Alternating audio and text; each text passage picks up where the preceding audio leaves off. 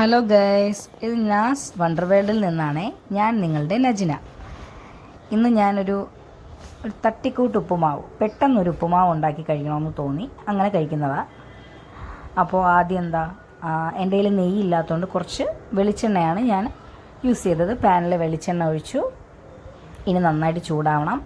ഞാൻ സാധാരണ ഉപ്പുമാവിൽ അങ്ങനെ ക്യാരറ്റൊന്നും ഇടാറില്ല. ഇന്ന് ഇച്ചിരി കുറച്ച് ക്യാരറ്റും കുറച്ച് സവാളയും ഇഞ്ചിയും പിന്നെ ഉഴുന്നും വറ്റൽമുളക്, കുറച്ച് പച്ചമുളക്, അതായത് ഒരു പച്ചമുളകാണ്,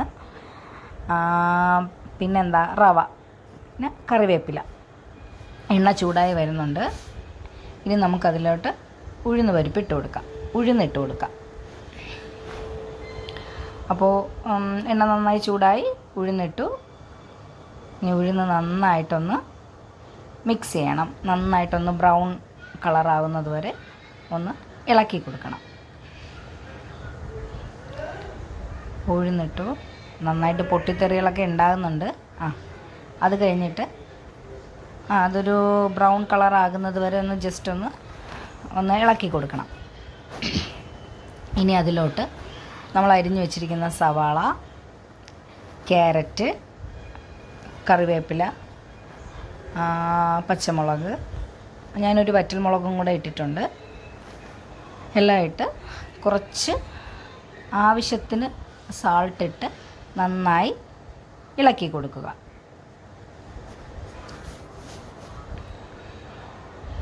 സാൾട്ടിട്ടു. ഞാൻ ആദ്യം വളരെ കുറച്ച് സാൾട്ടേ ഇട്ടോളൂ. ഇനി നോക്കിയിട്ട് ഇടാമെന്ന് കരുതി.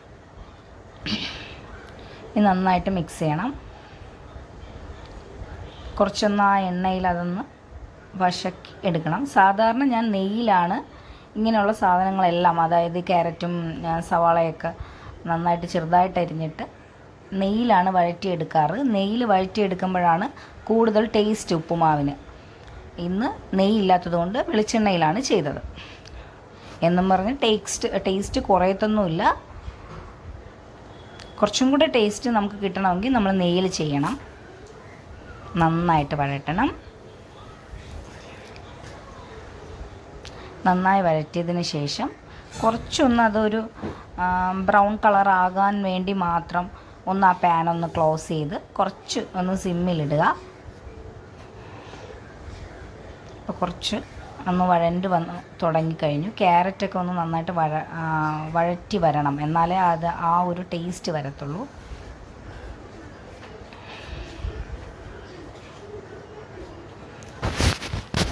പിന്നെന്താ, നിങ്ങളുടെ വീട്ടിലൊക്കെ ഉപ്പുമാവൊക്കെ ഉണ്ടാക്കാറുണ്ടോ? പെട്ടെന്നുള്ള ഒരു എളുപ്പമുള്ള ഒരു ബ്രേക്ക്ഫാസ്റ്റോ ഡിന്നറോ ആണ് ഉപ്പുമാവ്. അതുകൊണ്ട് ഞാനിതിനിപ്പോൾ ലിഡ് വെച്ച് അടയ്ക്കുകയാണ് കേട്ടോ. ഇനി നമുക്ക് കറക്റ്റ് ഒരു ഗ്ലാസ്സിൽ അളവെടുത്ത് വാട്ടർ ആഡ് ചെയ്ത് നമുക്കതിനെ ആ വാട്ടർ തിളയ്ക്കുന്നത് വരെ ഞാൻ ഈ ഒരു ഗ്ലാസ്സിൽ വാട്ടർ എടുത്തു. ഞങ്ങൾ 2 പേർക്കാണ് ഉണ്ടാക്കുന്നത് ഉപ്പുമാവ്. അപ്പം ഈ ഒരു ഗ്ലാസ് ഫുള്ളായിട്ട് ഞാൻ വാട്ടർ ഒഴിക്കുകയാണ്. ഇനി ഇത് തിളയ്ക്കുന്നത് വരെ. ഇനി കറക്റ്റ് ഉപ്പ്, വളരെ കുറച്ച് ഉപ്പ് ഇട്ടിട്ടുള്ളൂ. അപ്പോൾ ഉപ്പൊന്ന് നോക്കുക. ഉപ്പ് കുറവാണെങ്കിൽ ഉപ്പിടുക. ഞാൻ കുറവാണെന്ന് അതുകൊണ്ട് ഞാൻ കുറച്ച് ഉപ്പ് കൂടെ ആഡ് ചെയ്യുന്നു. എന്തായാലും റവ ഇടുമ്പോൾ ഉപ്പ് വളരെ കുറഞ്ഞിരിക്കും. അതുകൊണ്ട് കുറച്ചധികം ഉപ്പ് കൂടുതൽ വെള്ളത്തിൽ ഇടുന്നതായിരിക്കും നല്ലത്. എന്നുവെച്ചാൽ റവ ഇടുമ്പോൾ എന്തായാലും ഉപ്പ് കുറവായിരിക്കും.